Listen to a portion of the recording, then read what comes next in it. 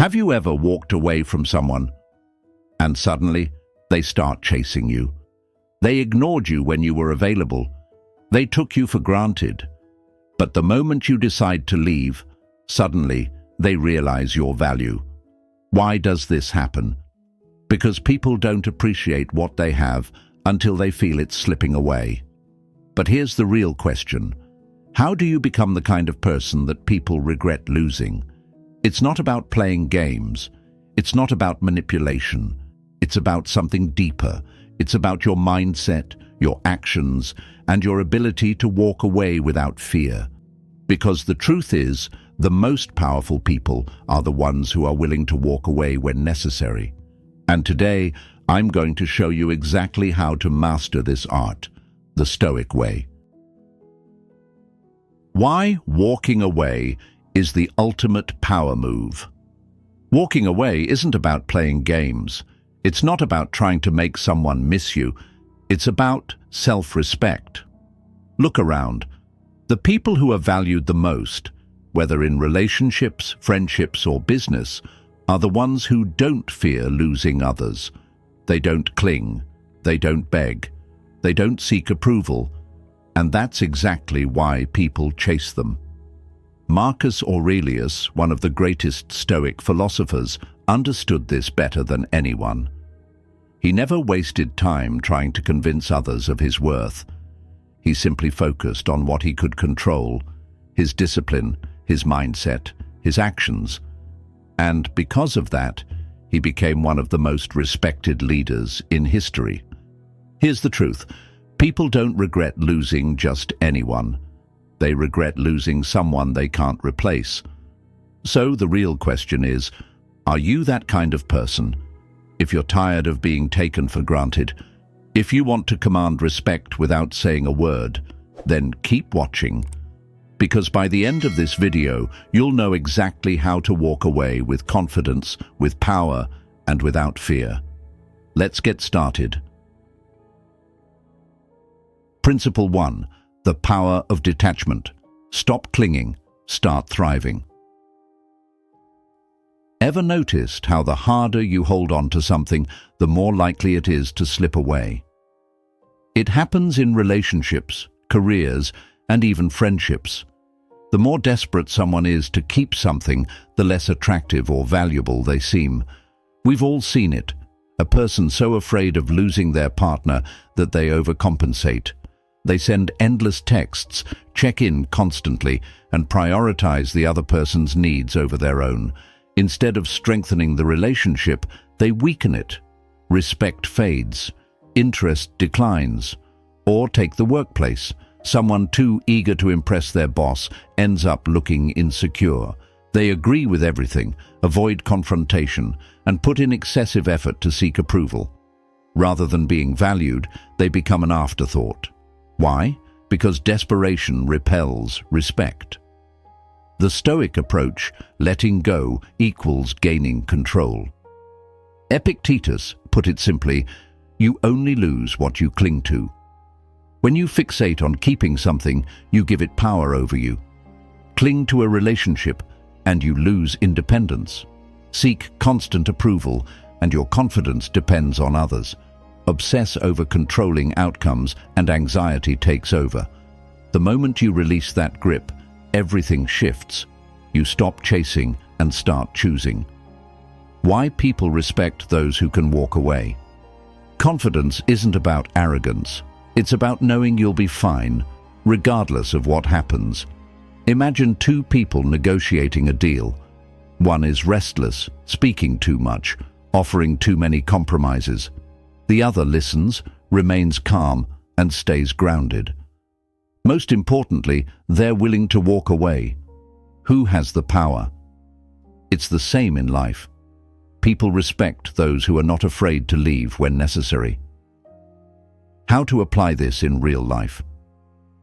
Detachment doesn't mean you stop caring. It means you stop basing your worth on things beyond your control. 1. Recognize when you're holding on too tightly.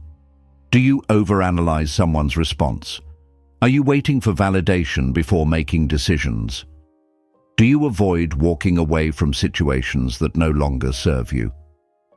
2. Shift your focus inward. You can't force someone to appreciate you, but you can act in a way that commands respect. You can't guarantee someone stays, but you can ensure you maintain your self-worth if they leave. 3. Practice stepping back. The next time you feel the urge to chase, pause. Instead of seeking reassurance, observe. Remind yourself, if something is truly meant for me, I won't have to beg for it. Then watch how people start noticing your shift in energy. Next step, overcoming fear. The Stoic way. Detachment is powerful, but why do most people struggle with it? Fear. Fear of loneliness, fear of uncertainty, fear of making the wrong move. Up next, I'll show you how to overcome fear the way the Stoics did, so nothing and no one can control you again. Principle 2. Overcoming fear. What would a Stoic do? Fear keeps people stuck. It stops them from walking away from toxic relationships, unfulfilling jobs, or situations where they are no longer valued. Why? Because the unknown is terrifying. Most people would rather stay in a bad situation they understand than risk stepping into something uncertain. They tell themselves, what if I leave and regret it? What if I can't find something better? And so they stay, trapped, stagnant, and slowly losing confidence in themselves. But here's what the Stoics knew. Fear is never about the situation itself. It's about your perception of it. The Stoic mindset. Fear exists in your mind, not in reality. Marcus Aurelius, the great Stoic emperor, wrote, "You have power over your mind, not outside events.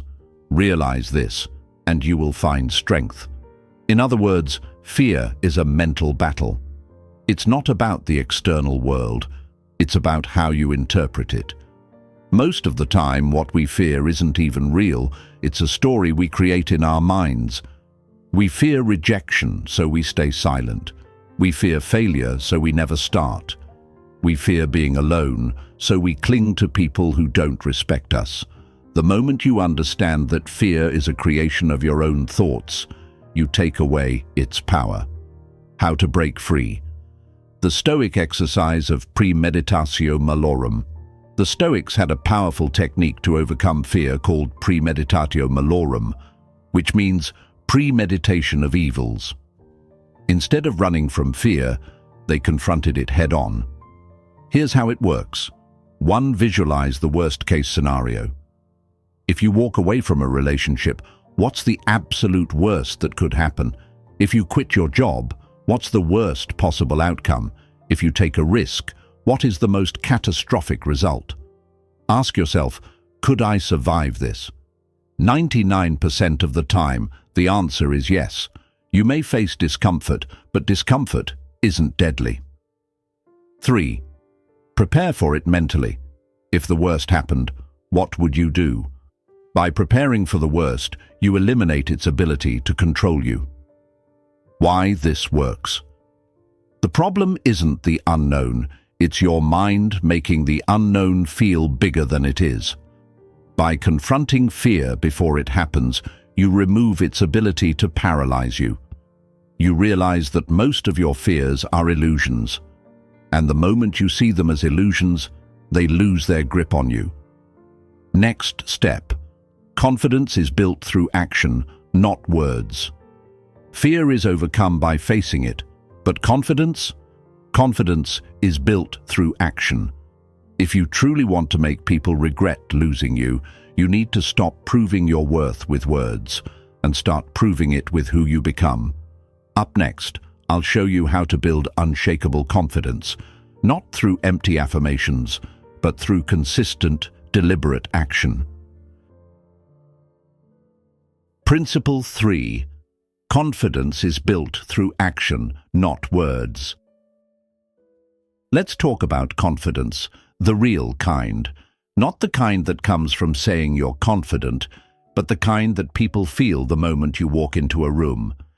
Because here's the truth. People don't respect words. They respect proof. You can tell someone you're strong, disciplined, and independent all you want, but if your actions don't back it up, those words mean nothing.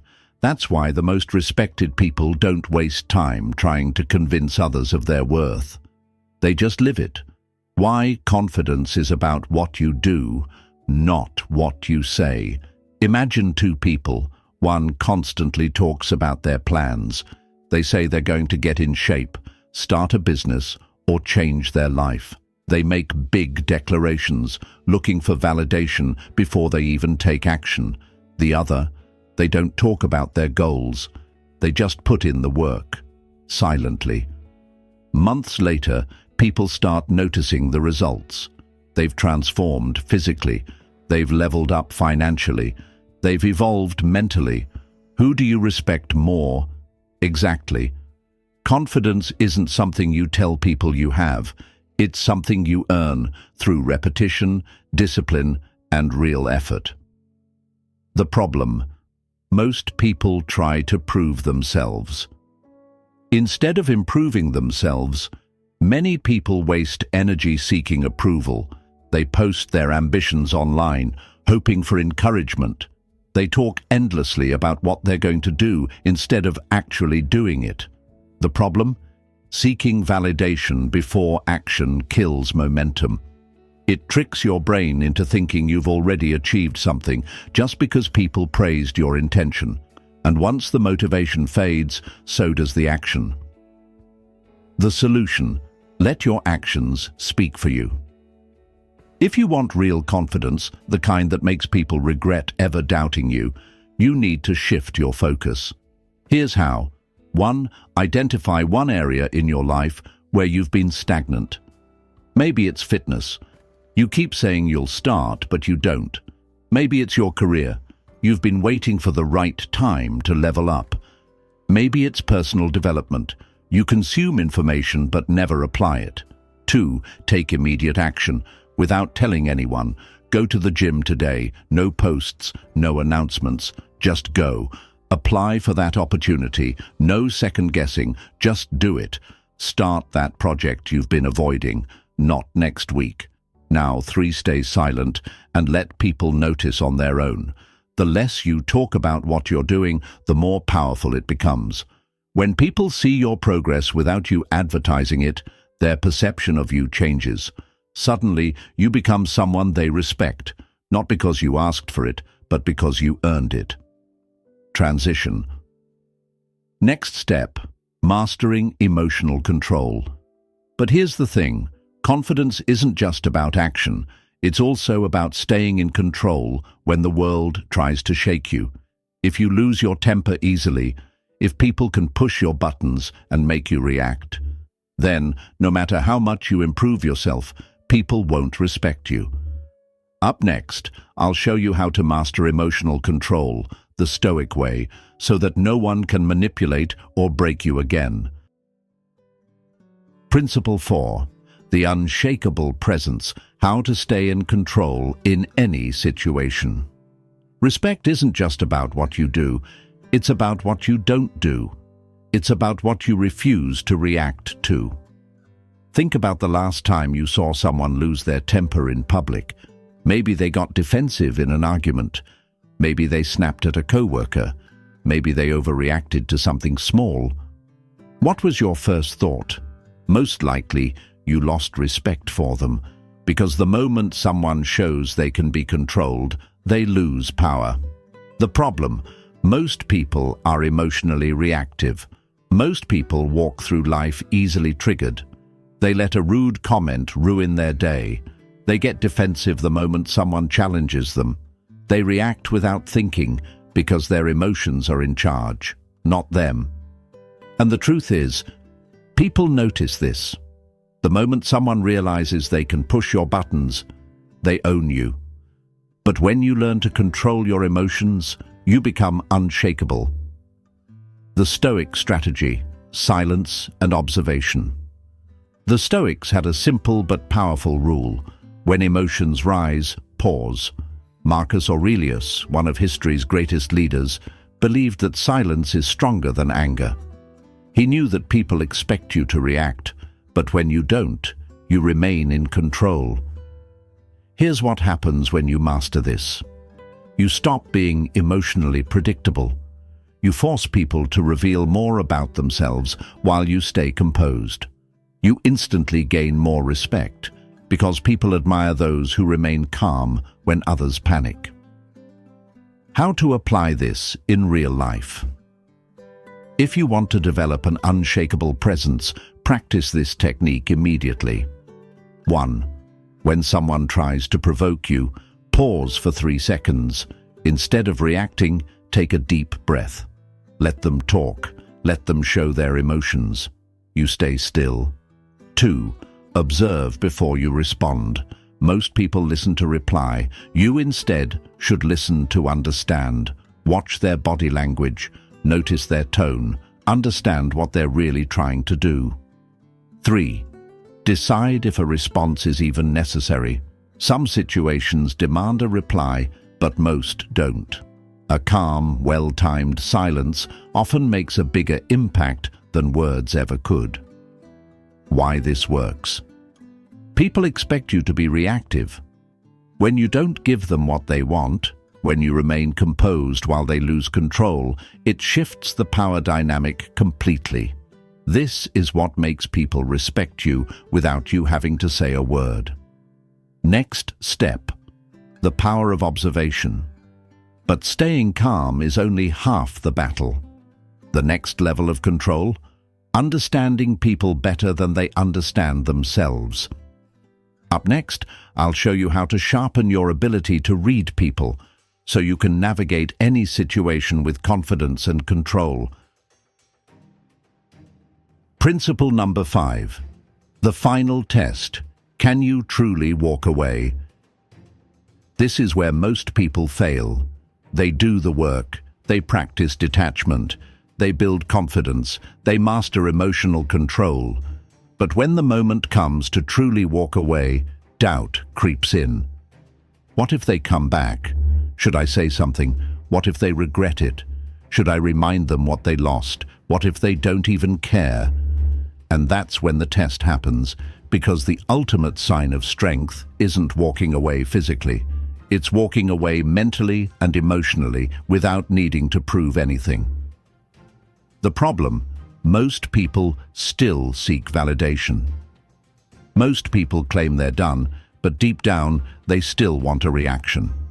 They walk away from a relationship, but secretly hope the other person notices. They leave a job, but still check to see if they're missed. They act like they don't care, but every move they make is designed to get a response. And that's not real detachment. That's just another form of seeking approval. The ultimate power move: walk away and stay silent. The moment you stop needing validation, you become unstoppable. Here's the truth: if someone disrespects you, they don't deserve an explanation. If someone undervalues you, it's not your job to correct them. If someone lets you go, your power comes from accepting it and moving forward. Walking away means you don't need to be understood. You don't need to be justified. You simply remove yourself, and that alone is enough. The challenge: can you let go without explaining yourself? If you truly want to test your strength, try this. 1. Think of one situation where you've been seeking validation. Maybe it's an ex, maybe it's a friend, maybe it's a workplace where you've been waiting for recognition. 2. Instead of proving your worth, practice silence. No emotional goodbyes, no explaining why you're leaving, no chasing closure. Just walk away and let your absence say everything. 3. Pay attention to how much power you reclaim. Notice how freeing it is when you stop waiting for a response. Realize that the people who deserve you will feel your absence without you having to remind them. Why this works: the strongest people don't announce their exit. They don't wait for someone to validate their decision. They just leave and never look back. And that's why people regret losing them. The final step: putting it all together. Now that you know how to command respect through detachment, fearlessness, action, emotional control, and walking away, there's only one thing left to do: apply it. Because knowledge is nothing without action. Up next, I'll show you how to integrate all of these principles into your daily life, so that you don't just know how to walk away, you become the kind of person who never needs to chase anything again. Walking away isn't about winning or losing. It's not a strategy to make people miss you. It's not about proving a point. It's about knowing your worth and acting accordingly. Marcus Aurelius, one of the most powerful men in history, never had to convince anyone of his value. He never begged for respect. He never chased approval. He simply lived in a way that made respect inevitable. And that's exactly what you're learning to do. Because the truth is, people don't regret losing just anyone. They only regret losing someone they cannot replace. And the moment you stop seeking validation, stop chasing approval, and start embodying self-respect at the highest level, that's when people truly notice. But by then, it won't even matter to you, because you'll be too focused on your own growth to look back. Final challenge for you. Before you leave this video, ask yourself, where in my life am I still seeking validation? What's one action I can take today to stop proving myself and start improving myself? Do it. Not tomorrow, not next week, today. And if you're ready to take this even further, to learn how to command respect in any situation without ever needing to chase it, watch my next video, How to Command Respect in Any Situation. If you found this video valuable, hit that like button. It helps more people discover these powerful lessons. And if you want more content on self-mastery, stoicism, and personal power, subscribe and turn on notifications so you never miss an upload. And finally, share this with someone who needs to hear it.